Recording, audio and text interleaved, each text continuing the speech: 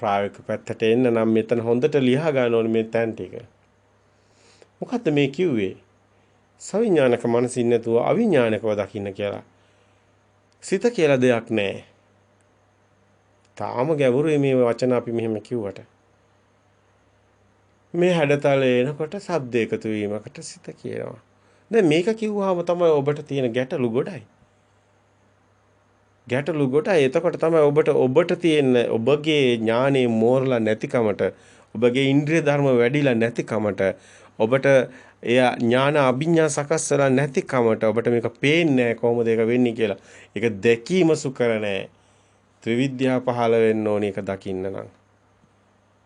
ඒක තියෙන ගැඹුරුම තැනකයි ඒ කතාව. ඒ කතාව තේරෙන්නේ නැතුව මේ ටික කියාගෙන ගියාට ඔබට ගලප ගන්න බෑ. ඒකට හේතුව ආත්මීය දෘෂ්ටියකින් තමයි ඔබ සියල්ල දිහා බලන්නේ. මෙතන තියෙන ආත්මීය දෘෂ්ටියක් නැති සබහාදාමේ සංසිද්ධියක්. සිත හැදෙන හැටි. එක්ෂණික සිතක් අපිතේලා නැති වෙනවා කියන්නේ අරමුණක් එනවා යනවා කියනම සිත. ඒක කොහොමද සිත උනේ කියන්නේ. දැන් ඔබ කියන අපි කියන ධර්මයේ පැහැදිලි කරනකොට ඕනම කෙනෙක් කියන ඔබට ඇහෙන්නේ නැති පෙර මතකයට ගලපලා බලනවා කියලා. එහෙම පෙර මතකය කියලා දෙයක් නැහැ. ඊගාව තැන. කියන්න ගැඹුරුයි. නමුත් අපිට කියන්න සිද්ධ වෙනවා සාමාන්‍ය කෙනෙකුට එකපාරටම තේරෙන්නේ නැති නිසා පෙර මතකයට ගලපලා බලනවා කියලා. එතකොට තමයි සාමාන්‍යයෙන් අනේක තමයි සවිඥානික මේ ආත්මීය දෘෂ්ටියෙන් බලනවා කියන්නේ. එතකොට එයා ආත්මීය දෘෂ්ටියෙන් බලනවා මේ මතකය කියලා දෙයක් තියෙනවා. ඒ මතකයෙන් තමයි මේ එකක් අරමුණක් එනකොටම අපිට සිතට එන්නේ සම්මුති ප්‍රඥාප්ති පෙර මතකයෙන්. එතකොට ඒක ආත්මීය දෘෂ්ටියකින් බැලුවා වෙනවා. දෝක තමයි ධර්මයේ සාමාන්‍යයෙන් විග්‍රහ කරන්නේ. ඒකත් සමහර අයට දන්නේ නැහැ. ඒතන්ටවත් කෙනෙක් ඉස්සලා එන්න ඕනේ. එතකොට එයා දකින්නේ එතකොට මේක මේ පෙර මතකයෙන් එන්නේ මේ දැන් ඇත්තටම සාමාන්‍ය බැලුමට පේන්නේ දැන් ඔබට අරමුණක් එනකොටම ආලෝකයේ දැන් මේ චක්කු විඥාන සිතක් කියලා ඔබ දැක්කොත් එහෙම ඒ හැඩතලයක් එන්නේ කිරණයක් එන්නේ ඒ චක්කු විඥාන ඒ හැඩතලේ ඒ කිරණේ එන හැඩතලේ කිරණ කියන්නේ මම පොත කියලා. ඒක මනෝ විඥාණයෙන් පෙර මතකයට ගැලපීම කියන එක කියන්නේ. එතකොට චක්කු විඥාණයෙන් එන හැඩතලයේ ස්පර්ශ වෙනවා ස්කන්ධයට. අන්න මනෝ විඥානේ පැත්තට යනවා. ස්කන්ධය කියන්නේ වේදනා සංඥා සංකාර. හැඩතලයේ කිරණයක් තමයි විඳින්නේ. ඒක පෙර මතකයෙන් ගලපන කියන එක තමයි සංඥාව කියන්නේ. ඒක දැනගන්න. ඒ සංඥාව එතකොට සංකාර කියන්නේ පෙර මතකයෙන් ගලපනවා කියන්නේ. එතකොට විඥානය කියන්නේ දැනගන්නවා කියන එකට පොත කියලා. ඔන්න ඔහොම සිද්ධියක් තමයි මේක පැහැදිලි කරන්න වෙන්නේ. ඒ සිද්ධිය තමයි ඔබට පැහැදිලි කරන්න වෙන්නේ. වේදනා සංඥා සංකාර කියන එකම සිද්ධියක්. අරමුණ එනකොටම පොත කියනකොටම ওই සිද්ධිය සියල්ල සිද්ධ වෙලා ඉවර උපාදාය රූපයක් පේන්නේ. උපාදාය රූපයක් කියන්නේ බාහිර තියෙන එකක් භෞතික එකක් නෙමෙයි. ඒක චිත්ත ප්‍රවාහයක්. ඒක මේක දකින්න මහා නුවණක් ඕනේ කිව්වේ ඒකයි. ඔබ ඇසුරු කරන්නේ බාහිර තියෙන දෙයක් නෙමෙයි. ඔබ ඇසුරු කරන්නේ චිත්තද රූපයක්. ඒක බාහිර නෑ. ඒක නමක්, සිතුවිල්ලක්. ඒක පොතක්. පොත කියලා දෙයක් බාහිර නෑ. හතරමහා භූත. මේක පැහැදිලි කරනවා තව ගොඩාක් ඔබට තවත් මේක ගැඹුරින් ගැඹුරට ගියොත් තමයි මේක පේන්නේ. දැන් මැටි ටිකක් අරගෙන එක හැඩයකට ඇනුවාම ඇතිලියක් කියනවා. තව හැඩයකට ඇනුවාම මල් පෝච්චියක් කියනවා. තව හැඩයකට මේ මැටි ටික ඇනුවාම මුට්ටියක් කියනවා. තව හැඩයකට ඇනුවාම ගුරුලෙත්තුවක් කියනවා. දැන් එකම මැටි තමයි බාහිර තියෙන්නේ. හරිනේ. දැන් බාහිර අපි නිකන් මේ පෙන්වන්න තමයි මෙහෙම දෙයක්වත් නැහැ. නමුත් මේක සම්මුතිය තුළ අපිට කතා කරන්න සිද්ධ වෙන්නේ මෙහෙමයි. ඔබට නැත්තම් මේක තේරුම් ගන්න ක්‍රමයක් ඇත්තෙම නැති වෙනවා. ඉතින් ඔබට තියෙන ඒ සීමිත සම්පත් ප්‍රාණය තමයි මේ ඔබට මේ මානසිකාරයෙන් තමයි මේක අවබෝධ කරගන්න වෙන්නේ. ඒතකොට මානසිකාරයෙන් අවබෝධ කරගන්න වෙන්නේ භාෂාවකින්. ඒතකොට මේ හැම දෙයක්ම භාෂාවක් කියලා එහෙම මේ භාෂාව පවා අත්‍තරම මේක භාෂාව පවා අන්තයක් තියෙනවා. ඒ කියන්නේ දෘෂ්ටියක්. ඒ කියන්නේ මෙතන මේක අන්තයක් නැති කතාවක් ඒ වුණාට ඔබට අවබෝධ කරගන්න තියෙන්නේ. දැන් ඇත කියන ඒ දෘෂ්ටිය තුළ තමයි භාෂාව තියෙන්නේ. ප්‍රථම පුරුෂ මධ්‍යම පුරුෂ උත්තම පුරුෂ හැදෙන්නේ තියෙනවා කියලා ගත්ත නිසා. ඒවා ගැඹුරුයි ඔහොම කියන්න ගියාම.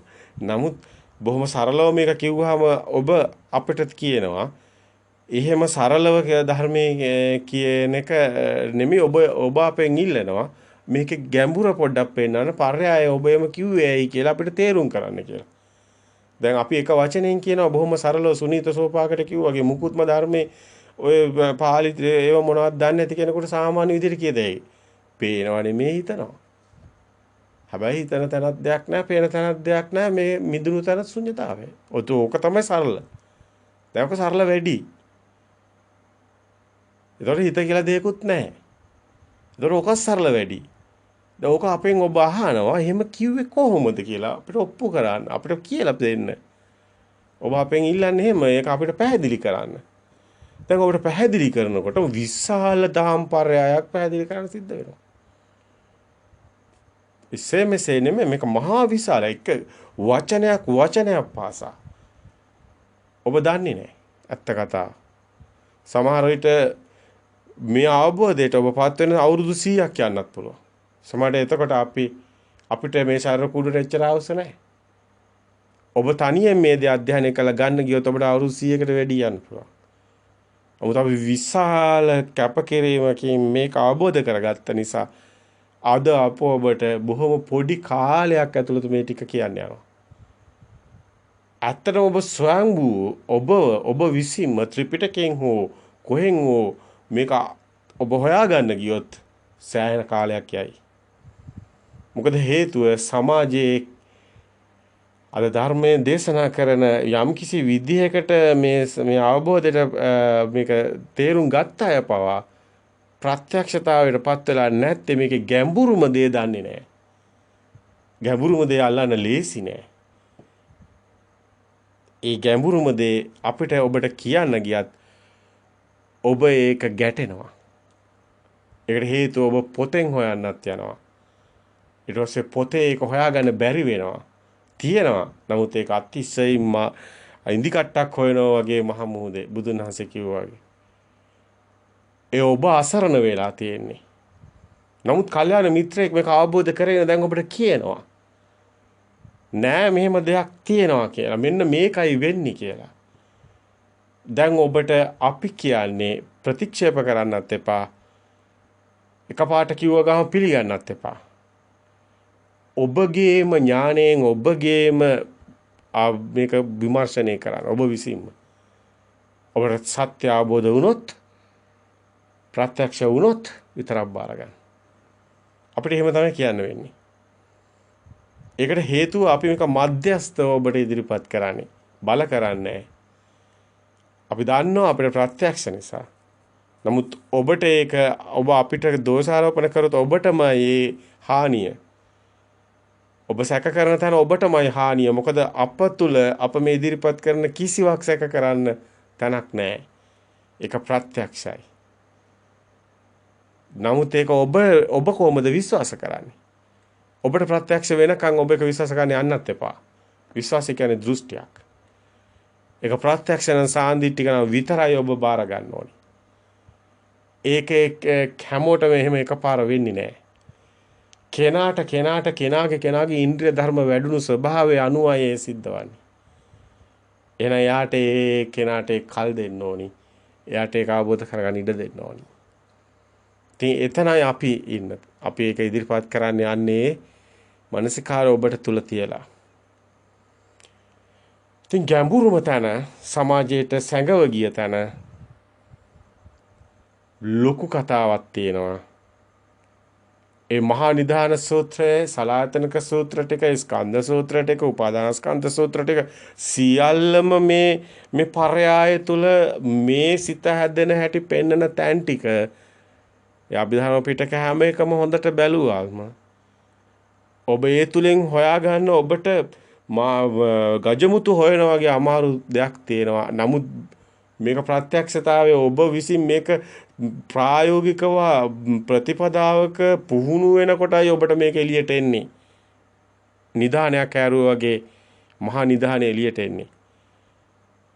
එතකන් එළියට එන්නේ නැහැ කාගේවත්. මේක සිත තුලින්ම එන්න ඕනේ. මේක නිකන් ලුණු රහ වගේ දෙයක්. ඒක තමයි අපිට කියන්න සිද්ධ වෙන්නේ මෙහෙමයි. පුංචි දරුවා උපතින් ඔබම ඔබගේ අතීතයට ගියොත් ප්‍රභාස්වරයි. හැබැයි සිත කියන එකක් හැදුනේ කොහොමද? කොහොමද ඉරිසියා වෛරේ ක්‍රෝධේ චිත්ත චෛසික ආවේ?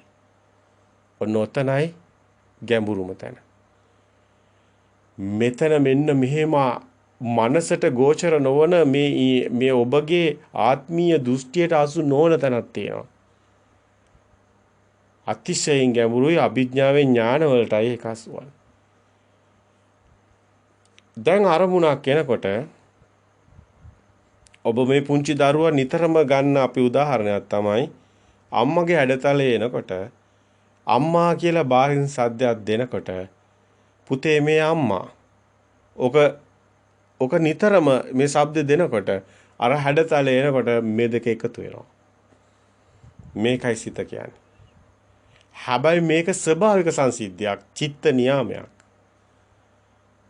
මෙන්න මේ විදිහට අපි ඔබ සරල කළායි පෙන්නන්නේ. මේක මීටත් වැඩිය ගැඹුරුයි. එතන සංඥාවක් තියෙන්නේ. ඒ සංඥා කියන එක වේදනා සංඥා කියන එක අතිශයින් ගැඹුරු පැහැදිලි කිරීමක්. මේ මුළු ධර්මයේම සංඥා මතයි තියෙන්නේ. ඔන්න ඔය කාරණා මතයි තියෙන්නේ. ඒ කියන්නේ දැන් මේ හැඩතලේ එනකොට ආලෝක හැඩතලයක් චක්කු විඥානයේ පැත්තෙන් එනකොට සෝත විඥාන පැත්තෙන් එන ශබ්ද හැඩතලේ දෙක එකට ස්පන්දනයක් වෙනවා. මේ ස්පන්දනයේ තුල තමයි ශබ්දය සෝතයක්. ඒ ශබ්දය සෝතයක් තමයි ඔබ මේ කතා කරන හැම වචනයකම භාෂාවෙම හැම අකුරකම සෝතයක් තියෙනවා. මේක කියන්න වෙනවා සමහරලාට අපිට සත්‍ය ස්වභාවයකින්. නමුත් ඒක අපි එහෙම කවලම් කරලා කියන්න ඕනේ නෑ. ආලෝක හැඩතලයට චක්කු විඥානයේ ස්වභාවයට එනකොට මෙතන සෝත විඥානයේ ස්වභාවයෙන් එන ශබ්ද හැඩතලයට ඒ දෙක විතරක් නෙමෙයි සියල්ලම මෙතන එකතු වීම පටිච්ච වෙන එකක් තියෙනවා. මෙතන දිට්ඨ සුත මුත විඤ්ඤාත කියන එක. අපි ඔබව අසරණ කරන්නේ නැහැ. අපි ඔබට ඒක නිසා ඒක අපි බොහොම මේක එකපාරටම ඔබ අසරණක වෙනවා. එහෙම කියන්න ගියොත් ඔබ මේ දක්වා සම්මුතිය තුළ හිතන දේ නෙමෙයි එතකොට ඔබට අහන්න ලැබෙන්නේ. ඒතර ඔබ ගැටලු සහිත වෙනවා. ඒක නිසා මෙතන බොහොම පරිස්සමින් ලියා ගන්න. මෙතන ඔබට දුරකථනයෙන් කෝල් එකක් දීලා අම්මා කියනකොට අම්මගේ රූපෙ මැවෙනවා. මෙන්න මේ සිද්ධිය කුමක්ද? ඔබට රුවන්වැලි මහා සෑයකෝ රුවන්වැලි සෑය මැවෙනවා. එතකොට ඒක කොහොමද ආවේ? කොහොමද ශබ්දකින් රූපයක් මැවෙන්නේ? මෙතන ශබ්දකින් රූපයක් මැවෙනව නෙමෙයි. මෙතන වෙලා තියෙන්නේ මේ ශබ්දයක්, මේක ධ්වනියක්, තරංගයක්. අපේ චිත්තය කියන්නේ ස්පන්දනයක්. මේකට භාෂාව කොයි විදිහට පාවිච්චි කරත් වැරදි වෙනවා. ඒකට හේතුව මේ අපි උත්සාහයෙන් ඔබට මේ පැහැදිලි කරන්න යන්නේ. නමුත් මේකට වචන නැහැ. මේ සිද්ධියට වචන නැහැ. මේක අවබෝධ කරගත යුතු සිද්ධියක් තියෙනවා. වචන කිව්ව ගමන් ඒ වචන වෙනින් දේවල්ට විග්‍රහ කරලා තියෙන්නේ. නමුත් මෙතන සිද්ධියක් තියෙනවා. ඒක සංඥා කියන දේ තමයි පැහැදිලි කරගන්න වෙන්නේ. ඒ සංඥා පෙර සංඥා නව සංඥා හදනවා. සංඥා අபிසංකරණයක් තමයි මේ ඔබ මේ ජීවත් වෙනවා කියලා කියන්නේ. ඒක විපරිණාම වෙනවා. ඒක සංඥාවක් ඉපදේ ඒ සංඥාව ඇතුළේ මේ සංඥාව විපරිණාම. මේක ඊටාම ගැඹුරු තවත් ඔබ අසරණ වෙන එතකොට. ඒකයි පුඤ්ඤාභි සංඛාරා කියන්නේ. ඒක අපුඤ්ඤාභි සංඛාරා කියන්නේ. රූපං රූපත්තය සංකතං අபிසංකාරෝති කියන්නේ. රූපේ රූපයක් බවට අபிසංකරණයක් වෙනවා කියන්නේ. තර විපරිණාමී කියන කාටවත් තේරෙන්නේ නැහැ. මේක තවත් ඔබ අසරණ එහෙම කියන්නේ කිව්වොත් ඒ තරම් එකපාර ඔබ පටලව ගන්න ඕනි නැහැ. ඔබට මේක එකපාරට විශ්වාස කරන්න බෑ මේ අපි සරලව කියන එක. අපි හිත කියලා දෙයක් නැහැ කිව්වොත් එකපාරට විශ්වාස කරන්න බෑ වගේ. මෙහෙම කිව්වොත් එකපාරට විශ්වාස කරන්න බෑ. නමුත් මේක ඔබට පැහැදිලි කරන්න පුළුවන් මේක වෙන්නේ කොහොමද කියලා. ඒක පැහැදිලි කරන එකයි ගැඹුරු ගොඩක් වැඩි. ශබ්දයට මේ හැඩතල එනකොට ඒ වර්ණ හැඩතල එනකොට ශබ්ද හැඩතලේ ගැට ගැහෙනවා. ඒ ගැට ගැහෙන සිද්ධිය ස්වභාවික සංසිද්ධියක් කියන එක. මෙවැනි සංසිද්ධි ගොඩාක් මේ සබදාමේ තියෙනවා. ඒක චිත්ත නියාමයට මේක තමයි කන්වර්ට් වෙලා තියෙන පරිවර්තනෙට. නමුත් මෙවැනි සිද්ධි ගොඩාක් මේ සබදාමේ තියෙනවා. දැන් දේ දුන්නක් පේන්නේ කොහොමද? එතන ආලෝක හැඩතලයක් එනකොට එතන අර සීතල අර තියෙන ජල බිඳු වලට මේක පරාවර්තනයක් වෙලා අපිට පාට හතක් පේනවා. එහෙම දෙයක් කොහෙවත් තියනවද? නැහැ. අර හේතු තියෙනකොට මේ ඵලෙ තියෙනවා. හේතු නැත්නම් ඵලෙත් නැහැ. දේ දුන්නත් නැහැ. ආලෝකයක් නැත්නම් දේ දුන්න නැහැ. ජල බිඳු නැත්නම් දේ දුන්න නැහැ. දැන් මේ විදිහම අනිත් ඒවත් ඔබ දකින්න. දැන් ගර ගිනි බෝලේ කරකිනකොට ගිනි වලල්ල පේන එකත් එහෙම ගිනි වලල්ලක් කියලා දෙයක් නැහැ. අරක අපිට අපේ හිතටයි මැවෙන්නේ. බාහිර නෙමෙයි අපේ හිතට මේ චිත්ත ස්වභාවයට කරකිනකොට කරකෙන්නේ වේගයක් තුලයි මැවෙන්නේ. දැන් මේ විදිහට මේ දාලා තියෙන සම්මුති නාමත් පොඩ්ඩක් බලන්න. ගඟ කියලා දෙයක් ගඟ ගලනවා. ගඟ කියන්නේ අල්ලුවත් වතුර ටිකක්. එහෙම දෙයක් නෑ. ඒක එහෙම ප්‍රවාහයක් අන්තයක් කොහෙවත් ගඟ කියන කතාවේ නෑ. අගක් මුලක් නෑ. හුලඟ කිව්වත් එහෙමයි. ඒක ප්‍රවාහයක් අගක් මුලක් නෑ. වැස්ස කියලා කිව්වත් ඒක ඇල්ලුවත් වතුර ටිකක් එහෙම භෞතිකව පෙන්වන්න බෑ. නමුත් ප්‍රවාහයක්. මේ වගේ සිත කියන්නේ ප්‍රවාහයක්. මේ ඒ සිත කියලා පෙන්වන්න දෙයක් නෑ. අර සේරම ගලාගෙන යන වේගයක් තුල අපි සිතක් කියනවා.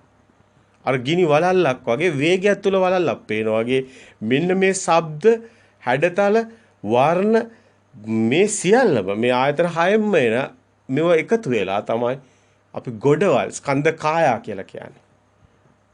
ගොඩක් කායක් ගොඩක් දෙයක් බවට පත් වෙලා අවසාන අපි කියනවා කාර් එකක් කියලා. උපමාවක් අපි ගත්තොත් කාර් එක කියලා කිව්වට ඒක ටාර ටිකයි යකඩ ටිකයි වීදුරු ටිකයි ඔක්කොම ගැලුවොත් එතන කාර් එකක් නැහැ. ඒ කාර් එක කියන්නේ දෘෂ්ටියක්. දැන් මෙන්න මේ වගේ මේක දෘෂ්ටියක් සිත කියන්නේ. මේක ප්‍රාය තුල අර හුලඟ වගේ ගඟ වගේ වැස්ස වගේ ප්‍රායක් තමයි සිත කියන්නේ.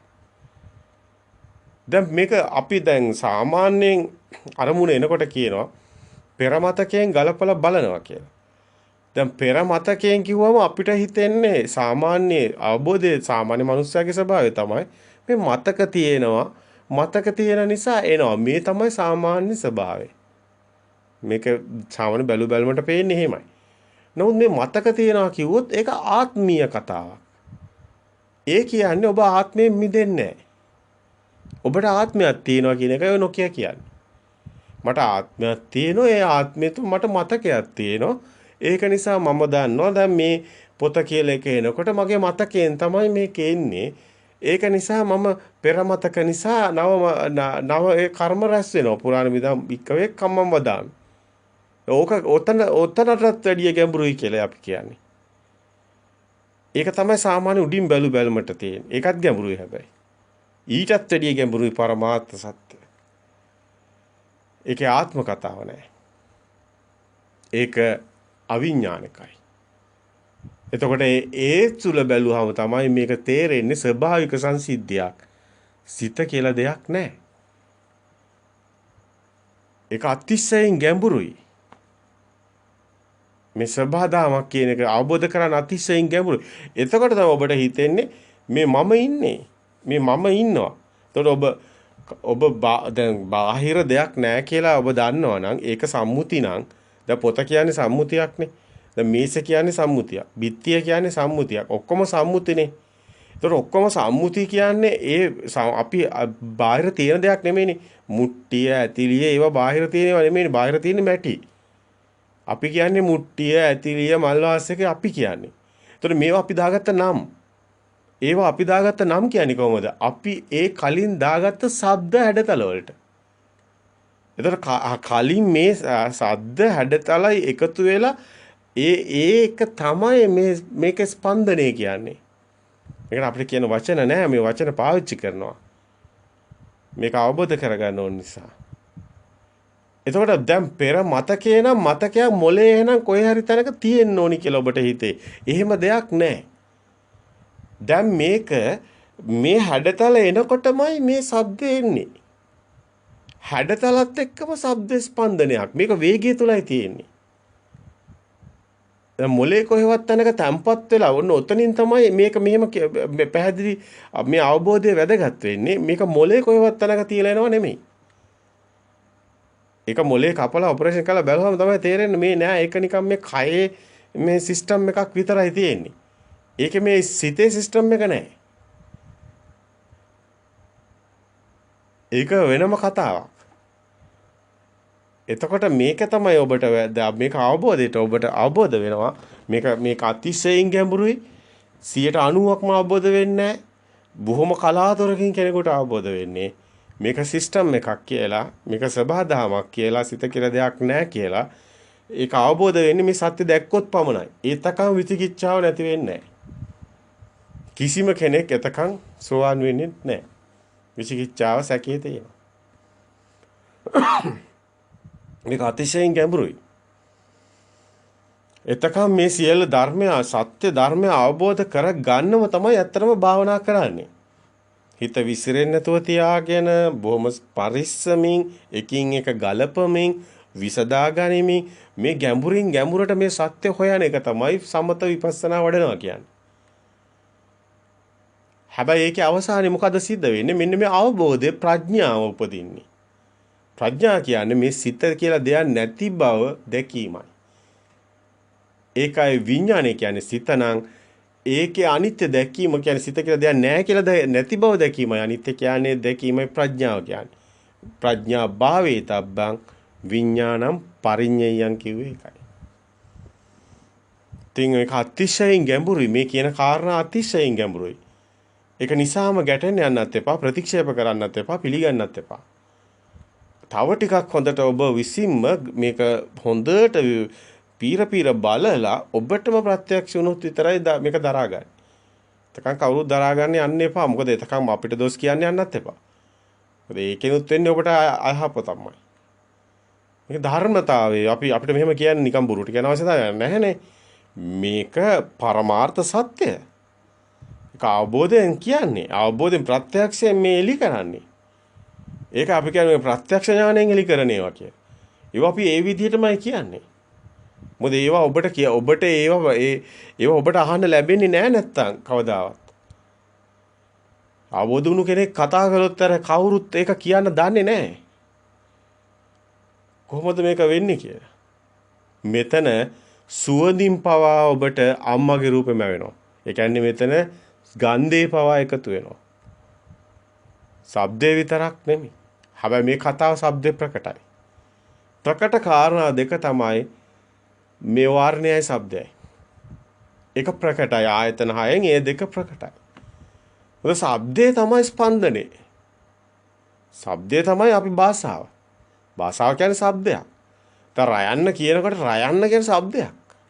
මයන්න කියන්නේ ශබ්දයක්. සෝතයක්. සෝතය කියන්නේ එක ප්‍රවාහයක්. මේක වේගයක්, ශබ්දයක්, සෝතයක්. මේ ඔක්කොම හරියනවා. ඔබ ඔය වේගය කියන එක තැලු කරන්න එපා. මේක වේගයක්ම තමයි සෝතේ කියන්නේ. මේක තවත් ගැඹුරට යනවා එතකොට. දැන් ඔබ අසරණම වෙනවා එතකොට. ඔබට හිතා ගන්න බැරි වෙනවා එතකොට. ඒක නිසා අපි ඒක පොඩ්ඩක් එහෙම එකකින් එක ගමු ඔබට ඔබ තවත් අසරණ කරන්න යන්නේ නැහැ. නමුත් මෙතන ස්වභාවික සංසිද්ධියක් තමයි මේක පෙර මතකයේ කියලා මතකයක් කොහෙවත් නැහැ. මේ මොහොතේ එන්නේ හැඩතලයක්ද ආලෝකය හැඩතලයක්ද ඒ හැඩතලයට කලින් ස්පන්දනයේම තමයි සිද්ධ වෙන්නේ. මේ එන්නේ මොකද්ද? එන හැඩතලය මොකද්ද? ඒකට ස්පන්දනයක් තියෙන શબ્දයක්. ඒ ස්පන්දනයේ ඒ ශබ්ද ස්පන්දනය කලින් සිදුණු ස්පන්දන සංඥා වේගය තුල මේ මොහොතේ සකස් වෙනවා. හැඩතල එනකොට ශබ්ද එන්නේ. හැඩතලයත් එක්කම ශබ්ද එනවා. ඔබ කියනවා ඒක මතක කතාවක් නෙමෙයි. මතක කතාවක් නෙමෙයි මේ සිත මේ අපි පෙන්නන්නේ මේ සිත හැදෙන හැටි. මේ දැන් ඔබට එන ඔබට දැන් පේන ඔබට මේක පේනවා. මේ පේනකොට ගහක්, මේ අඹ ගහක්, මේ ජනේලයක්, මේ බිත්තිය, මේ පොතක්, මේ මේසයක්, මේ ඔක්කොම ශබ්ද. එතකොට ඔබ බලන්නේ මේ මොකද්ද මේ? ඔබ බලන්නේ එළිය නෙමෙයිද? එතකොට ඔබ මේ පේන්නේ කොහෙන්ද? කනෙන්ද? ඔන්න ඔය වගේ ඔබ අසරණ වෙනවා තවත් එතකොට. මේ එකතු වීම ඔබට හිතා ගන්න බෑ. ඒකයි මේ සක්කාය දෘෂ්ටි කිව්වේ. මේ සියල්ල තියනවා කියලා අවසානයේ ඔබ දෘෂ්ටියක කොටු වෙලා බාහිරට ගැට ගහලා මේ තියෙන්නේ ඒකයි කියලා ඔබ දකින දැකීමම බොරුවක් වෙනවා. ඒක විඥාන මායාවේ මැවීම මාරූප මංච විඥාන කිව්වේ ඒකයි. එහෙම දේවල් කොහෙවත් නැහැ. විඥානය කියලා දෙයක්වත් නැහැ. මේ සිද්ධිය විග්‍රහ කරන වචන විතරයි. දැනගැනීම කියන එකට වචනයක් එපා. දැනගන්න වචන විඥානය කිව්වට එහෙම දෙයක්වත් නැහැ. දැන් රූපේ කියලා අපි මේ බාහිර හතර මහ භූත කියලා ගත්තොත් ඒ චත්තාරෝච මහ භූතානං ඒ චතුර්ණංච මේ හතර නිසා ඇතුණු චතුර්ණංච මහ භූතාන චත්තාරෝච මහ භූතානං චතුර්ණංච මහ භූතානං උපාදාය රූපං රූපං වදේති. තොර උපාදාය රූපං රූපං වදේති කියලා කියන්නේ. උපාදාය රූප කියන්නේ බාහිර තියෙන එකක් නෙමෙයි. හතර මහා භූත බාහිර නිසයි මේක ඇති උනේ කියලායි කියන්නේ. හතර මහා භූත කියන්නේ තියෙන එකක් නෙමෙයි. සකස් වෙන සංකතයක්. සකස් වෙන දෙයක්. එහෙම කොහොමවත් මුකුත් නැහැ. ඒ සතරම චත්තාරෝච මහා භූතාන චතුර්ණංච මහා භූතානං උපාදාය රූපං රූපං වදති කිව්වේ ඒකයි. ඒක උපාදාය රූප සංඥාවක්. ඒක චිත්තයක්. අපිට මේ පේන එක බාහිර එකක් නෙමෙයි. චිත්තයකටම වෙනවා. මේ ලෝකයේ ජනගහනේ කෝටි 800 කෝටි 800ම මනුස්ස ජනගහනේ සත්තුත් එහෙමයි. සියලු සත්වයෝ එහෙමයි. ඒ කියන්නේ ස්කන්ධයටයි මේක සිද්ධ වෙන්නේ. චිත්ත. මේ චිත්ත නියාමයේ අතිශයින් ගැඹුරුයි. ඔබට කවදා හරි ඔබට ඔප්පු කරන්න පුළුවන් ද දැනගන්න පුළුවන් ද කොස් සැටෙන් කොහොමද කොස් ගහක් හැදෙන්නේ කියලා. ඒක බීජ නියාමේ ඔබට කවදාවත් ඒක ඔබගේ ඔය ඉන්ද්‍රිය ගෝචර වෙන්නේ නැහැ. ඒක වෙනින්ම විෂයක්. කොස් සැටෙන් කොහොමද කොස් ගහක් දැන් කොස් සැටේ ඇවිලා අඟල් දෙකයි. අඟල් එකමාරයිනේ. පොඩි ඇඟිල්ල එක පොඩි මේ පොඩි කොස් සැටේ පොඩි. මේකෙන් කොහොමද පොළවේ තියෙන සාරය මේක උරා ගන්න මැෂින් එකක් නෙමෙයිද? එතන මේක පොළොවට වැටුනොත් මේකට වතුර වැටුනේ නැත්නම් ඒක වෙන්නේ නැහැ. මේකට ඕනි කරන සාධක ලැබුණ නැත්නම් මේක එක වෙන්නේ නැහැ. මේ මෙලෙක් කරන්නේ හතර මහා භූත නේද? මෙලෙක් කළා ඕජාව හදලා උරලා ඇතුළට අරගෙන නග්ගලා ගන්නේ කොහොමද? මේ සෛල පද්ධතියක් හදාගෙන අඩි 100ක් උස අඩි 50 60 කොහොමද මේ දැවැන්ත වෘක්ෂ හදන්නේ? ඔබට කවදා හරි ඒක දකින්න පුළුවන්ද? ඔබගේ ওই ඉන්ද්‍රිය වලට පුළුවන් වේද දකින්න? එහෙනම් ඔබට ඒක බැරියයි. අන්න ඒ වගේ මේ චිත්ත නියාමي මේව හැබැයි හැම එකම ඔබට පෙන්වන්න පුළුවන්. කොහොමද වෙන්නේ කියේ. ඒ ඥානය අවදි වෙන්න නම්, ඒ අභිඥා අවදි වෙන්න නම් ඔබගේ සිත zoom කරන්න ඕනි. සිත ගොඩාක් දියුණු කරන්න ඕනි. ආත්මීය පැත්ත නෙමෙයි මේකේ මහා දැවැන්ත වෙනම කතාවක් තියෙනවා. පැහැදිලි කරන්න. මේ හැම එකම පැහැදිලි කරන්න එතකොට හැකියාවක් ලැබෙනවා. මෙන්න මේ විදිහම තමයි චිත්ත නියාමය. ඒක වේගයක් තුළ ඇසියෙන්නේ. ඉතින් මේ වගේ තව දැවැන්ත පැහැදිලි කිරීම මේක ඇතුලේ තියෙනවා මේ සෝතේ කියන්නේ, ශබ්දේ කියන්නේ. ඒතර මේ කතාව අතිශයින් ගැඹුරුයි. මේක තව ඔබට තව දැන් අපි හිතන්න ඉඩ දෙන්නම්. කාලය දෙන්නම්. ඔබම ඊට පස්සේ මේක විමර්ශනයකට ලක් කරાવી. මේක අතිශයින් ගැඹුරුයි. ඒ කියන්නේ දැන් ඔබට හුලඟ පෙන්වන්න ක්‍රමයක් නැහැ. ඔබ පෙන්වන්නේ එක්ක ගහක අතුසෙල වෙන එකක්. ඔබ වෙනින් මොන හරි පටවි සංකලනයක් මේකේ අතරමා භූත සංකලනයක් පෙන්වන්නේ. නමුත් හුලඟ කියන එක පෙන්වන්න බෑ. ඒක වේගයක්. මෙන්න මේ වගේ ඔබට හිතා ගන්න බැරි පරම සත්‍ය ඔබ හිතනට වැඩිය ගැඹුරුයි. මේක සෝතේ කියලා මේක පෙන්වන්නේ මේ සෝතේ කියන කාරණාව ඔබ දන්නවා සෝතාපන්න වෙනවා කියනවා. මේ ධර්මයේ තුල පෙන්වන්නේ මේ සෝතේ කුමක්ද කියන එක. අනුසෝතේ කියනවා, පටිසෝතේ කියනවා. මොකද්ද මේ සෝතේ? එතකොට ඔබට තවත් මේක ගැඹුරු තේරෙනවා. එතකොට මෙතන මේ සිත හැදෙන හැටි දකින තැන ශබ්දේ මේ අපි පරිහරණය කරන්නේ අපි කතා කරනවා කියන්නේ අපි මේ වචන කියන්නේ ශබ්දේ කියන්නේ. මේ චිත්තය කියන්නේ ශබ්දයක්. ඒක ස්පන්දනයක් තියෙනවා. ඒක තුල මේක තුල තියෙන කන්වර්ට් වීමක්. ඒ කන්වර්ට් වෙනවා කියන්නේ දැන් සිංහල භාෂාව, ඉංග්‍රීසි භාෂාව, දෙමළ භාෂාව. දැන් ඔබට ඉංග්‍රීසි භාෂාව තේරෙන්නේ නැහැ. ඒක කන්වර්ට් කරන්න ඕනේ සිංහල භාෂාවට. මෙන්න මේ පරිවර්තනය තමයි අදිවචන සම්පස්සේට මෙතන පටිඝ සම්පස්සේට අදිවචන සම්පස්සයක් කියලා ස්පර්ශය තුල පෙන්වන්නේ. චිත්ත බවට පරිවර්තනය වෙනවා.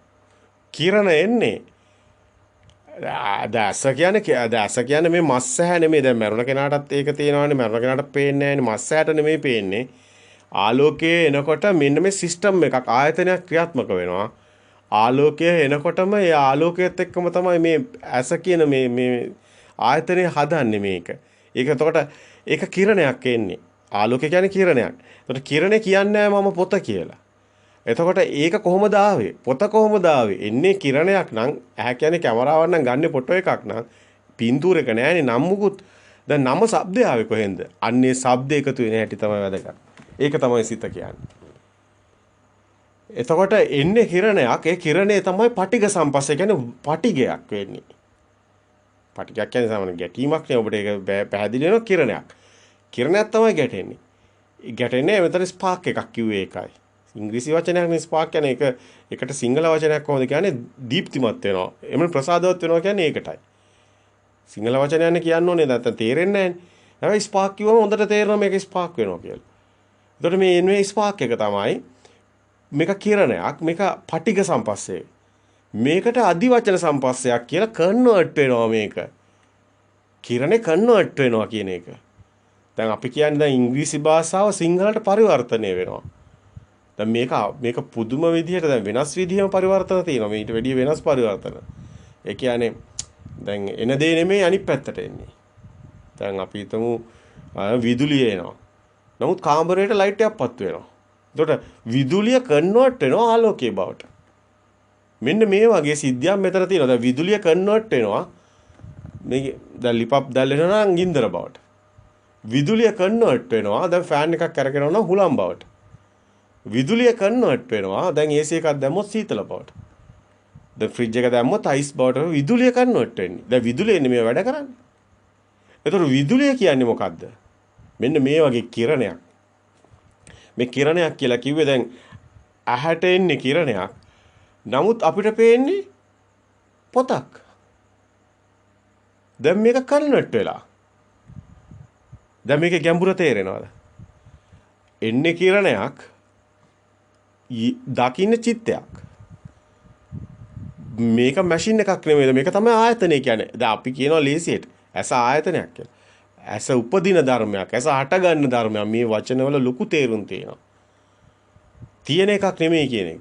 ඒ මොහොතේ හටගෙන නැති වෙනවා. ඒක අවුත්වා සම්බුතං උත්තාන භවිෂතක මේක හරි ගැඹුරුයි මේ ධර්මයේ.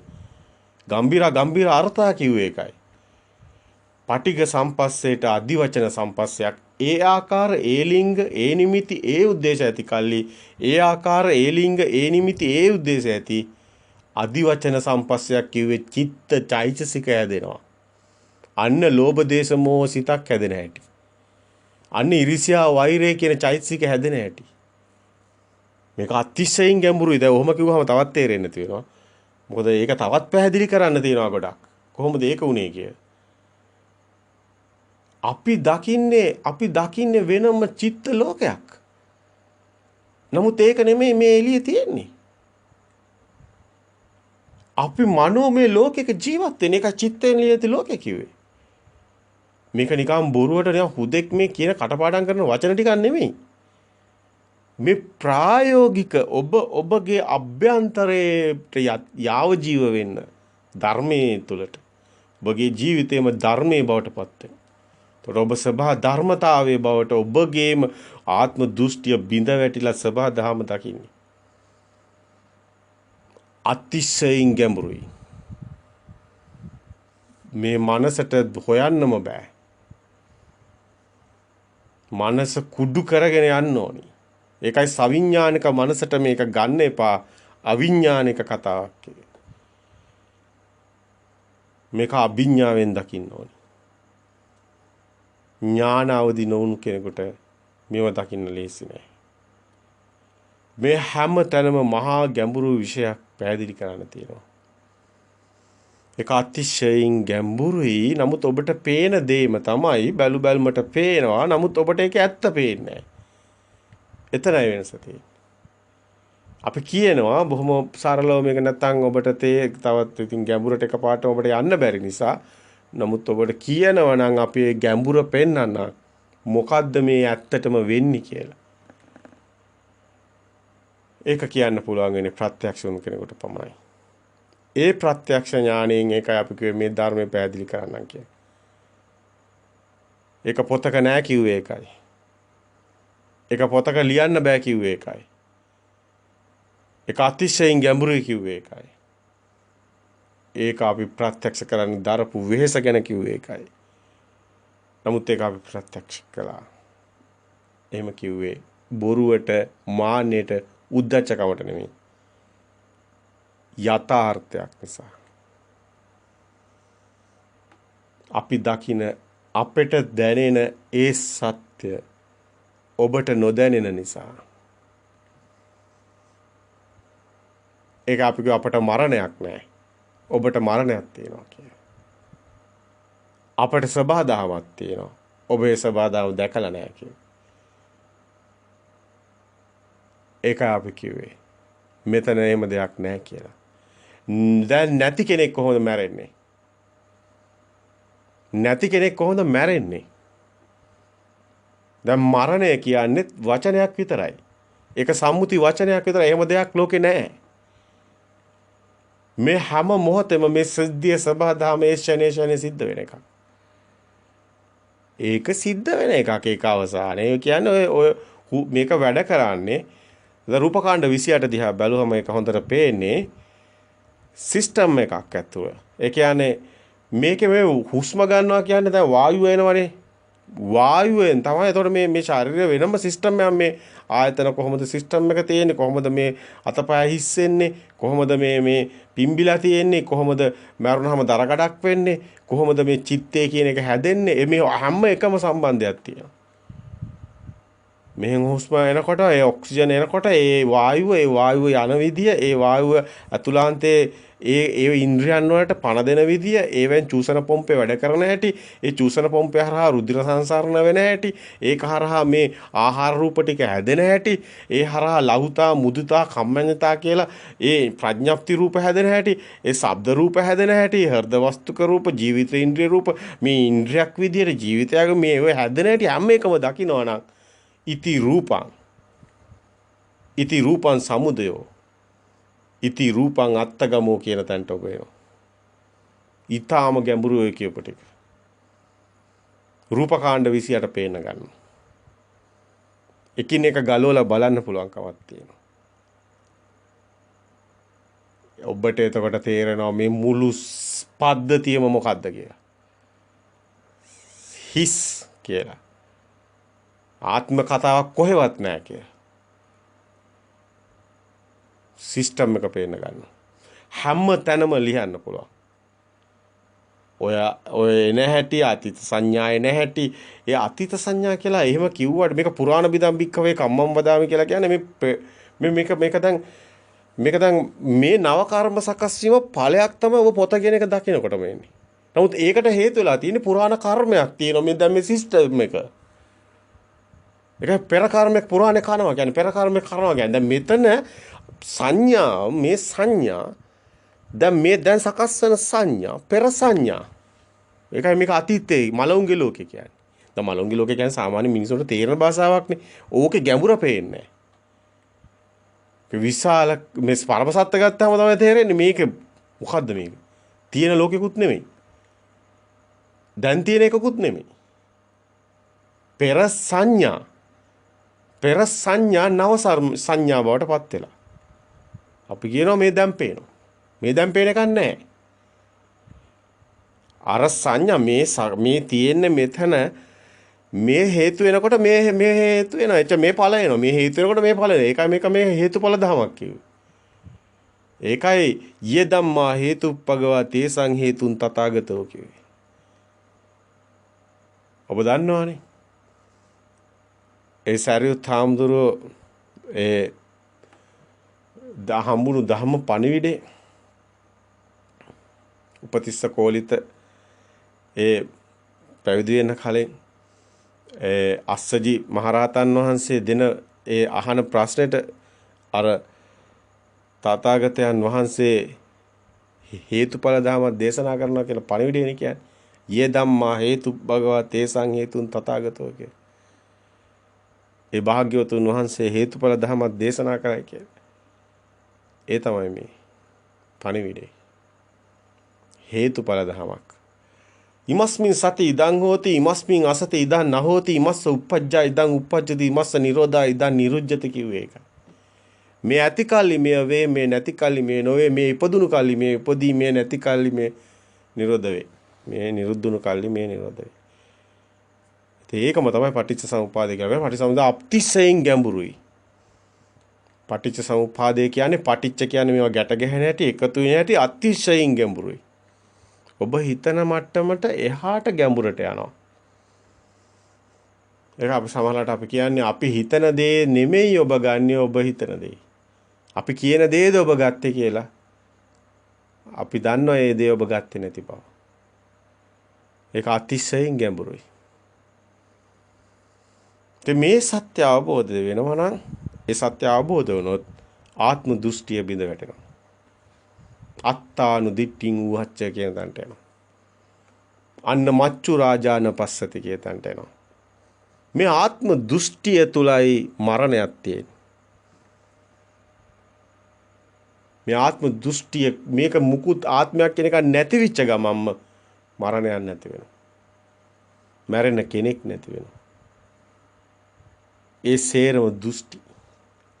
ඒවා හැදෙන හැටි තමයි පෙන්වන්නේ.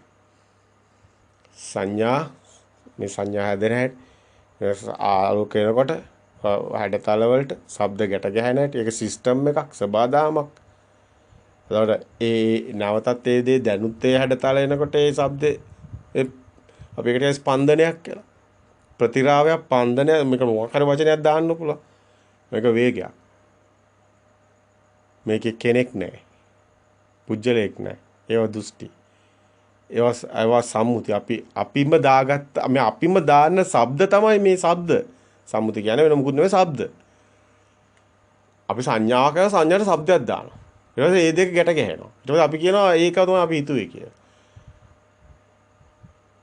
මේක ස්වභාවිකව වෙන ශබ්ද තියෙනවා. දැන් ගහක අත්තක් කෙල්ලෙනවා.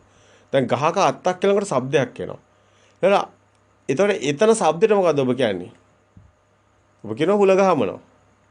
ඔබ මොකක් හරි එකක් කියනවා. දැන් නැත්තම් කියනවා දැන් ඔබ ඔය දැන් ශබ්ද වලට තමයි මේ ඔක්කොම සිද්ධ වෙන්නේ. දැන් ඔබට මේ බාහිරින් දෙන ශබ්ද එක සම්මුති කියන්නේ දාගත්ත ශබ්ද තියෙනවා. දැන් කාක් ගානකොට එළිය ඉඳන් කියනවා පුංචි දරුවට කපුටෙක් කෑ ගන්නවා කියලා. එතන ඉඳන් ඒ දරුවා දා ගන්නවා අර ශබ්ද එනකොටම කපුට කියලා. එතන ඉඳන් ශබ්ද ගැට ගහනවා ඇඩතලෙට. දැන් ඒ ශබ්ද එනකොට කපුටෙක් කියලා ස්පන්දනය වෙනවා. හිතනව නෙමෙයි ඒකට කියන්නේ අපි ස්පන්දනය වෙනවා. සිස්ටම් එක වැඩ කරනවා. ওই විදිහට දැන් පුංචි දරුවෝ ඉපදෙනකොට මුකුත් දන්නේ නැහනේ. ඉර හඳ ඔක්කොම දාන ශබ්ද තියෙන්නේ. අරකට කියනවා මේ මොකද කියලා ඒක හිර පුතේ. මේ මොකද ඒක හඳ පුතේ. ඒ රතු පාට. මේ කහ පාට. මේ දැන් මේ සිංහල භාෂාවෙන් දාන ශබ්දන එකතු වෙන්නේ. දැන් ඔබ බලන්නකෝ ඇමරිකාවේ මේ දරුවා ගිහින් තිබ්බොත්. ඒතකොට දාන ශබ්ද වෙනස්. මේ දරුවා ඉන්දියාවේ ගිහින් තිබ්බොත් බලන්නකෝ. ඒතකොට ශබ්ද වෙනස් දෙමළ භාෂාව. මේ දරුවා චීන ගිහින් තිබ්බොත් මොකද වෙන්නේ? ඒ ශබ්ද වෙනස්. චින් ගන්න ශබ්ද වෙනස්. එහෙනම් මේක බොහොම නුවණින් දකින්න ඕනි කාරණයක්. මේ ශබ්ද ගැට ගැහෙනවා කියන කාරණේ. මේ හැඩතල වලට ශබ්ද ගැට ගැහෙනවා කියන කාරණේ. ඒක අතිශයින් ගැඹුරුයි. හැබැයි මේ තමයි ඊට පස්සේ දැන් ඔය පළවෙනි වතාවට දැන් ඕක මුලින් ගැට ගැහුණා කියමු. ඊට පස්සේ දැන් නැවතත් ඒ ශබ්ද ඒ හැඩතල එනකොට අර ශබ්ද ස්පන්දනය වෙනවා. කොහෙවත් තියලා එන එක නෙමෙයි මේ මෙතනමයි වෙන්නේ. වේගය තුල ස්පන්දනයක් මේකේ වේගයක් මේකට බලපානවා. දැන් අපි හිතනවා මේ ජීවිතේම ලොකු හරි ස්ලෝ කතාවක්. මේ අවුරුදු 10 නෑ. එහෙම නෑ. මේක ඇවිල්ලා ක්ෂණයක් පාසා වේගයක් කියන්නේ ක්ෂණයක වේගයක් කියන්නේ මේක අතිශයින් වේගවත්. ආලෝකයේ වේගය වගේ. දැන් ඔබ කාටුන් එකක් හැදෙන හැටි බලන්න එක රූපයක් දානවා. තව රූපයක් දානවා. තව රූපයක් දානවා. මේ වගේ රූප පේලියක් යවනවා. යවුවම මොකද වෙන්නේ? වේගය තුල ඔබට දුවන ළමෙක් පේනවා. අර අපි කිව්වේ අර ඉස්කෝලේ අර අපි පොඩි කාලේ පිටු 200 පොතක ළමයෙක් දුවනවා ඇඳලා පිටු පෙරලනකොට ළමයා දුවනවා පේනවා කියලා. මේකම තමයි චිත්ත නියාමි. ඒ උපමාව හරියටම හරි. කාටුන් එක හදලා තියෙන්නේ මේ විදිහටමයි. ඔය හැඩතල ඔය දුවන හැටි වෙන හැටි ශබ්ද එකතු වෙන ඔක්කොම මේ සිස්ටම් එකේ තියෙනවා. ඔය සිස්ටම් එකම මෙතන වෙන්නේ. වේගයක් තුල තමයි මේ ස්පන්දනය සිද්ධ වෙන්නේ. රූප හැඩතල එතන එකයි වැටෙන්නේ. දැන් මෙතන ඔබට එනවා හැඩතල. මේ හැඩතල එනකොටම ශබ්දයක් එනවා. ඒ ශබ්ද කොහෙන්ද ආවේ? ඒ ශබ්ද තමයි ස්පන්දනේ මුලින්ම ආපු වෙලාවෙත් ඒ ශබ්දය ආවා. මුලින්ම ඒ හැඩතල එන වෙලාවෙත් කවුරු හරි ශබ්ද දැම්මා.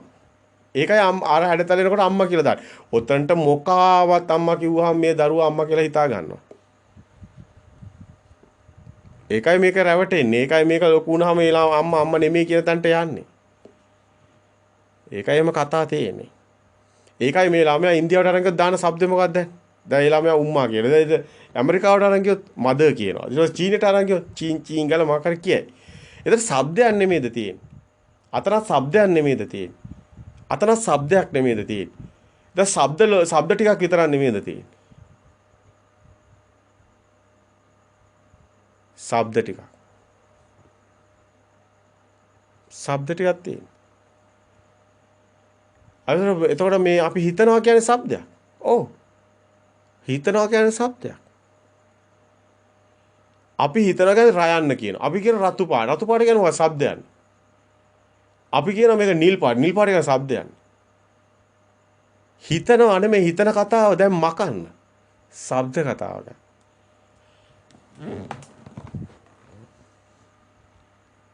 දැන් මොකද වෙලා තියෙන්නේ? දැන් සෝතය කියන්නේ කන.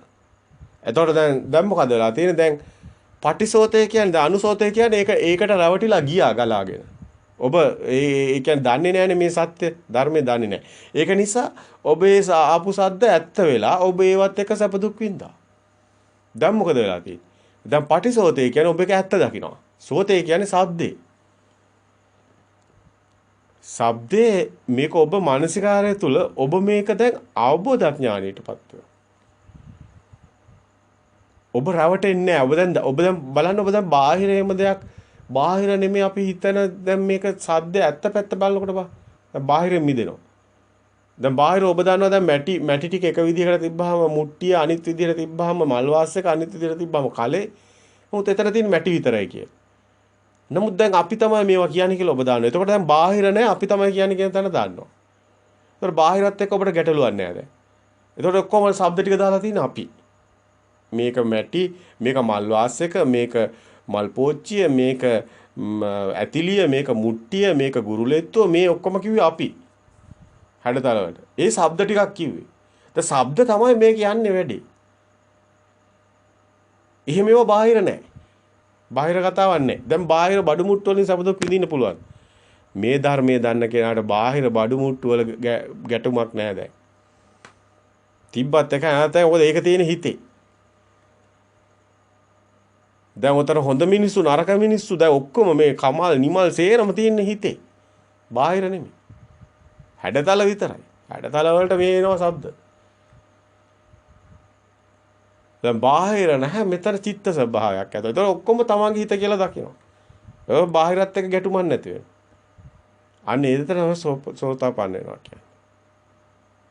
එතන තමයි ඇත්තටම මේ නිවන් මාර්ගයට ඇත්තටම මෙයාපත් වෙන්නේ. එතනින් තමයි සත්‍ය දකින්න තැන එතන දිගටම ගලනවා හැබැයි. එතන සම්බෝධි පරායන වෙන පැත්තට එනවා. එයා සුගති පරායන වෙනවා. එයා දුගතියට වැටෙන්නේ ආයි මොකද එහෙම ලෝකයක් නැති බවට ප්‍රත්‍යක්ෂයි. දෘෂ්ටිය තුල එහෙම දෙයක් තියෙනවා කියලා රැවටෙනවානේ. ඒ රැවටීම දෘෂ්ටිය තුළ ශක්තියක් තියෙනවා. මේක තව අතිශයින් ගැඹුරුයි. දැන් මෙතනින් එහාට කියන්න ගියොත් එහෙම මේ ඔක්කොම ඔබ පටලවා ගන්නවා. මොකද උතනින් එහාට අතිශයින් ගැඹුරුයි. කොහොමද ආයි උපදින්නේ කියන එක. ඔය දෘෂ්ටිය තුළ උපදිනවා. දැන් ඒක කොහොමද වෙන්නේ? කොහොමද ඒක මව් කුසක කලලයක මේක පිළිසිඳ ගන්න? කොහොමද මේ චිත්ත ස්වභාවයේ ඒක වෙන්නේ? ඒක පැහැදිලි කරන එක අපි තව දවසකට කියමු. දැන් අපි ආද පැහැදිලි කරේ මේ එක්ෂණික සිතක කතාව පෙන්නන. එක්ෂණික සිතක උදේවැය දකින්නාට සම්මුතිය තුළ මරණය හමු නොවේ කියන එක පෙන්නන. ඒක තමයි ඇත්ත. මරණය කියන්නේ සම්මුතිය අපි දගන શબ્දයක් විතරයි. එහෙම දෙයක් නැහැ. මේ ෂණයේ සිතක් ඉපද නිරුද්ධ වෙනවා. ඊගාෂණයේ තව සිතක් ඉපද නිරුද්ධ වෙනවා. මේ ෂණයේ ඉපදුණු සිත අතරම සිත කියලා කිව්වට ඒක શબ્දයේ අතීත සංඥාව. ඊගාවට පොත දකින හිත නෙමෙයි බිත්තිය දකින්න. ස්කන්ධය කියන්නේ එතන හැඩතල වර්ණ වෙනස්. ඒ ස්කන්ධය අනුව තමයි බිත්තිය කියන සද්දේ එවිල්ල තියෙන්නේ. පෙර සද්දයක් තමයි මේ ඉන්නේ. ඒක අතීතයේ ජීවත් වෙන පෙර සද්දයක් තමයි මේ ඉන්නේ. ඒතර එහෙම දෙයක්වත් එතන නැහැ. දැන් බාහිර එහෙම දෙයක් නැහැනේ. දැන් සිතේ එහෙම දෙයක් තියෙනවා. සිතෙත් එහෙම දෙයක් නැහැ. බිත්තිය කියලා දෙයක් නැහැ. එහෙම දෙයක් මුකුත් ආත්ම දෘෂ්ටිය බිඳ වැටෙනවා. දෙයක් කියලා එකක් හම්බ වෙන්නේ නැහැ. මේක සංඥාවක්. සංඥාවක් කියන්නේ චිත්ත සංඥාව. ඒක ආත්ම දෘෂ්ටිය බිඳ වැටෙනවා එතකොට. දැන් බිත්තිය දකින්න හිත වෙනයි, පොත දකින්න හිත වෙනයි. ඊට පස්සේ දැන් මල දකින්න හිත. ඊට පස්සේ දැන් මේ හිත යනවනේ. දැන් මේ විදිහට ගල යනවා. ඒතකොට මල දකින්න එක කියන්නේ ඒක අමුතුම කතාව. වෙනස්ම කතාව. එතන හැඩතල වෙනස්, වර්ණ වෙනස්, ශබ්දය එතකොට වෙනස්. ඒකට ගෙට ගහන ශබ්දය ඒ වෙලාවට එනවා. ඊට පස්සේ ඔබ පුටුව දකින්න හිත ඊටත් වෙනස්. එතන ස්කන්ධය කියලා කියන්නේ වේදනා සංඥා සංකාර කියන්නේ එතන සකස් වෙනවා මේ හැඩතල මේ කිරණ. ඒ කිරණ වලට මේ ශබ්ද එනවා. ඒ කිරණයි ශබ්දයි මෙත සකස් වුණු එක ඉස්මතු වෙනවා කියන එකයි මේ කතාවේ තේරුම.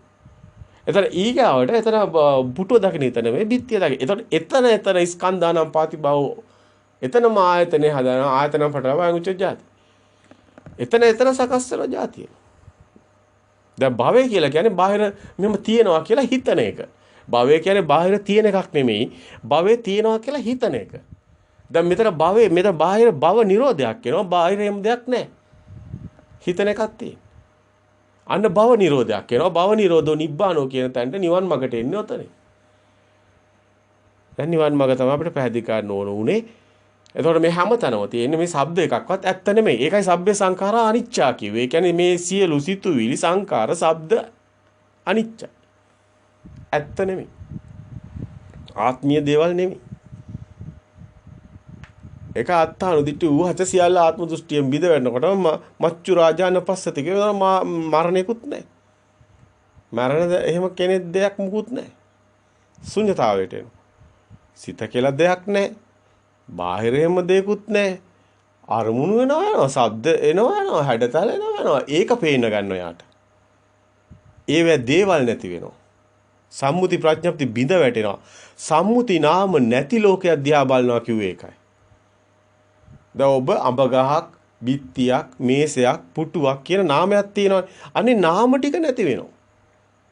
දැන් අරමුණු එනකොට නිකන් ශබ්දයක් විතරයි, නිකන් එක හැඩතලයක් විතරයි. ඔබට ඒ ගැන කම්පනයක් නැහැ. අන්න අකම්පිතාදවතක් කියන එක. අන්න අටලෝ දහමින් කම්පා නොවනවා කියන එක. ඒ කියන්නේ සැප දුක ලාභ අලාභ දෙයක් තිබ්බොත් තමයි තියෙන්නේ. ඒ දෙයටයි ඒ ඇලෙන්නේ ගැටෙන්නේ. හොඳ නරක, උස මහත, මීනි ප්‍රනීත මේ ඔක්කොම තියෙන දෙයක් තියෙන්න ඕනේ. දෙයක් නැති වෙනකොට මොකද වෙන්නේ? අකම්පිතයි. කම්පණය වෙන්නේ නැහැ. ඇලෙන්නෙත් නැහැ, ගැටෙන්නෙත් නැහැ. අන්න අකම්පිතයි මේ ධර්මයේ දකින්න ඒ කාරණා ඊටම වැදගත්. මෙතන ඔබට දකින්න ලැබෙන්නේ මේ ධර්මයටම අදාළ වුණු ඒ ස්වභාව ටිකක්. ඉතින් මේක අකාලිකයි. කාලයක් නෑ මේකේ. දැන් මේ මොහොත විතරයි. මේ මොහොත පොත දකින්න. මේ මොහොත බිත්තිය දකින්න. මේ මොහොත මල දකින්න. මේ මොහොතේ පුටුව දකින්න. මේ මොහොතේ දැන් මේක එතන සිතක් ඇති වෙනව නැති වෙනව. එච්චර ඒක වෙන කාලයක් වෙයි තියෙන්නේ. දැන් ඊගාවසිත එතන ඒ සිත එච්චරයි. ඊගාවසිත එච්චරයි. කාලයක් වෙයි තියෙන්නේ. කාලයක් නැහැ. අතීතය මොකක්ද මතක් වුණා ඒක එතන සිද්ධියක් විතරයි. මතක් වුණා නැති වුණා එච්චරයි. ඉවරයි. කාලයක් නැහැ. අරමුණක් ඇති වුණා නැති වුණා. ඒක සද්දයක් කියලා දන්නවා. එච්චරයි. අකාලිකයි. සාන්දිටිකෝ අකාලිකෝ එයිපස්සිකෝ ඕපනයිකෝ පච්චුප්පන්න ධර්මයක් කියුවේ. ඉතින් මේක බොහොම පරිස්සමෙන් විග්‍රහ කරගෙන යන්න ඕනි කතාවක්. ඔබගේම ඉල්ලීම මතයි මේ විදිහට ඉදිරිපත් කරේ. ඔබගේම ඉල්ලීමක් තිබුණා. මේ කාරණා ඔබ පැහැදිලි කරනවා. ඔබ පැහැදිලි කරන කාරණා අපිට තව ටිකක් ගැඹුරෙන් විග්‍රහ කරන්න කියලා. ඒ නිසායි මෙහෙම කරන්න හිතුවේ. තේරෙන්නේ නැති වෙන්න පුළුවන්. ගැටෙන්න යන්නත් එපා. මේක ප්‍රතික්ෂේප කරන්නත් එපා, පිළිගන්නත් එපා. හොඳින් විමර්ශනය කරන්න. කෙනාගේ ඉන්ද්‍රිය ධර්ම වැඩි ප්‍රමාණයටයි මේ කාරණා නම් අවබෝධ වෙන්නේ. ඒ අවබෝධ වුණොත් ඒ කෙනා සසර දුකින් මිදෙනවා. නැවත දුගතියකට වැටෙන්නෙත් නැහැ, සුගති පරායනයි. මේ මිත්‍යා දෘෂ්ටියෙන් මිදෙනවා. සම්මා දිට්ඨියට එනවා. මොකද බාහිර තියනවා කියලා ගත්ත කමම මිත්‍යා දෘෂ්ටියක් බොරුවක්. සත්‍යයක් නෙමෙයි. එහෙම ඒ දෘෂ්ටිය නිසා උපදුණු ශක්තියක් නිසායි ඔබ නැවත සකස් වෙන්න හේතු වෙලා තියෙන්නේ. අපි ඒ ගැන පස්සේ කතා කරමු. එකක් දිග මාත්‍රකාවක්. ඒ කොහොමද එහෙම වෙන්නේ කියන එක විතරක් අපි පැහැදිලි කරගෙන යමු පස්සේ. තෙරුවන් සරණයි. හැමෝටම මේ සියලු කාරණා අවිද්‍යාවෙන් මිදලා විද්‍යාලෝකයට ප්‍රඥාලෝකයට ඒ ධම්මචක්කුසේ අවදි වෙන්න, ඒ යථාර්ථයේ දකින්න යථාභූත ඥානය අවදි වෙන්න, ඒ නිවැරදි ධම්මග අඳුන ගන්න, නිවැරදිව මේ මිත්‍යා දෘෂ්ටියෙන් මිදලා ඔබගේම මේ සසර දුකට වැටෙන ඒ මග ඔබ සසර දුකෙන් මිදෙන්න ඒ යුතුයකම ඉෂ්ට කරන්න. ශක්තිය ධෛර්යය ඇති කරගන්න. මේ සියලු අවබෝධයන් හේතු වෙන්න ඕනේ. තෙරුවන් සරණයි.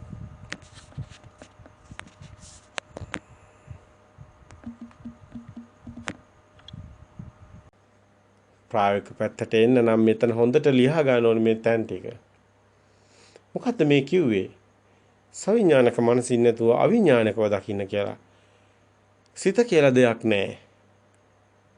තාම ගැඹුරුයි මේ වචන අපි මෙහෙම කිව්වට. මේ හැඩතලේ එනකොට ශබ්ද එකතු වීමකට සිත කියනවා. දැන් මේක කිව්වහම තමයි ඔබට තියෙන ගැටලු ගොඩයි.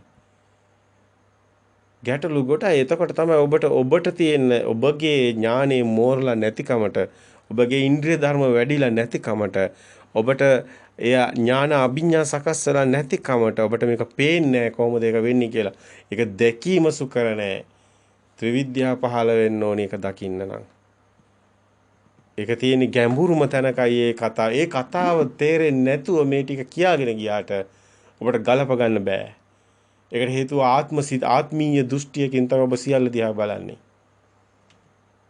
මෙතන තියෙන ආත්මීය දෘෂ්ටියක් නැති සබදාමේ සංසිද්ධියක්. සිත හැදෙන හැටි. එක්ෂණික සිතක් අපිතේලා නැති වෙනවා කියන්නේ අරමුණක් එනවා යනවා කියනම සිත. ඒක කොහොමද සිත උනේ කියන්නේ. දැන් ඔබ කියන අපි කියන ධර්මයේ පැහැදිලි කරනකොට ඕනම කෙනෙක් කියන ඔබට ඇහෙන්නේ නැති පෙර මතකයට ගලපලා බලනවා කියලා. එහෙම පෙර මතකය කියලා දෙයක් නැහැ. ඊගාව තැන. කියන්න ගැඹුරුයි. නමුත් අපිට කියන්න සිද්ධ වෙනවා සාමාන්‍ය කෙනෙකුට එකපාරටම තේරෙන්නේ නැති නිසා පෙර මතකයට ගලපලා බලනවා කියලා. එතකොට තමයි සාමාන්‍යයෙන් අනේක තමයි සවිඥානික මේ ආත්මීය දෘෂ්ටියෙන් බලනවා කියන්නේ. එතකොට එයා ආත්මීය දෘෂ්ටියෙන් බලනවා මේ මතකය කියලා දෙයක් තියෙනවා. ඒ මතකයෙන් තමයි මේ එකක් අරමුණක් එනකොටම අපිට සිතට එන්නේ සම්මුති ප්‍රඥාප්ති පෙරමතකයෙන්. එතකොට ඒක ආත්මීය දෘෂ්ටිය.